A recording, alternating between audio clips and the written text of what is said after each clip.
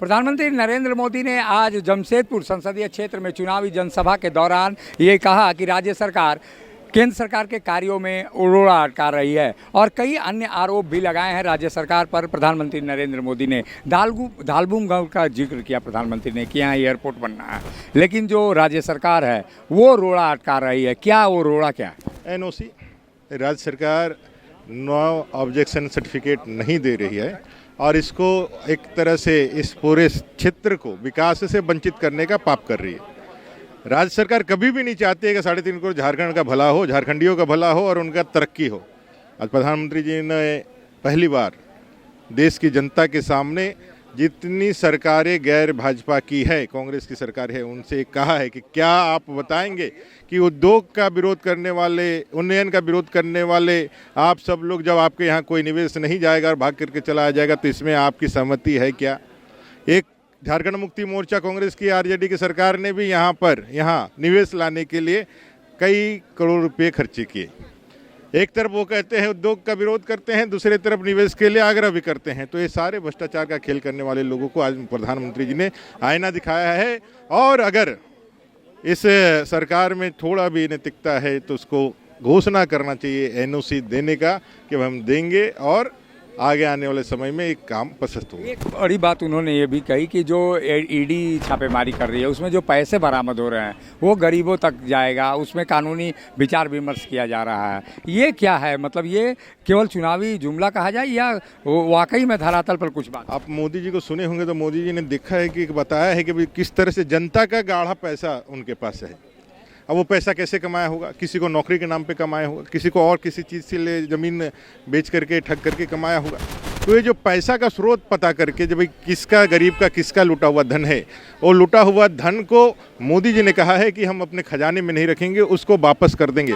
उसके लिए जो कानूनी प्रक्रिया है, वो कानूनी प्रक्रियाएं का जो है जांच, उस कानूनी प्रक्रियाओं का जो है वो चालू कर दिया है उन्होंने। और तीसरी बार सरकार में आते ही ये अरबों रुपया जो जनता का उन्होंने रिकवरी किया है उसको वापस उसके मूल जो उसके हकदार है या मूल जो उसके स्रोत है या जो मालिक है उसको वापस करें। और क्या स्थिति दिख रही है? तमाम मोदी जी सभाएं कर रहे हैं, अब जो दूसरा चरण है यहाँ पे झारखंड में वो होना है, 3 सीटों पर चुनाव हो रहा है, क्या संभावनाएं दिख रही है? देखिए, मोदीमय वातावरण है देश के अंदर। मोदी जी तीसरी बार प्रधानमंत्री बनने के लिए, प्रधान सेवक बनने के लिए आगे हैं और जमशेदपुर सहित चाहे चतरा का सभा हो, चाहे कोडरमा का सभा हो, चाहे पलामू का सभा हो, चाहे चाईबासा का सभा हो या रांची का रोड शो हो, पूरा झारखंड, पूरा देश मोदीमय हुआ पड़ा है। और आएंगे मोदी ही, इस गारंटी के साथ पूरा देश आगे बढ़ रहा है।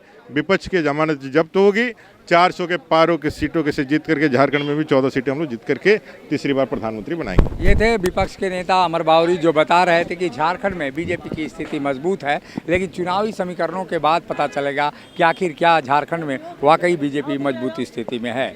प्रधानमंत्री नरेंद्र मोदी ने कई ये घोषणाएं यहाँ से की हैं जो वाकई में लोगों को लुभाएगा और लोगों को कहीं ना कहीं आकर्षित करेगा। सहयोगी संजय के साथ अशोक कुमार, मुखर संवाद, जमशेदपुर। मिनी लंदन मैक्लुस्कीगंज प्रकृति की गोद में बसा ड्रीम डेस्टिनेशन आपका कर रहा है इंतजार। आइए अपने यादगार लम्हों को बिताइए ड्रीम डेस्टिनेशन में। राजधानी रांची से महज 50 किलोमीटर दूर आपका अपना ड्रीम डेस्टिनेशन।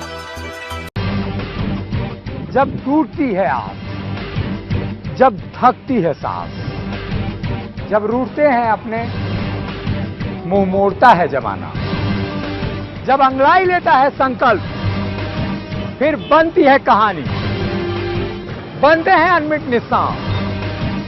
देखिए मेरे साथ संघर्ष की दास्तां।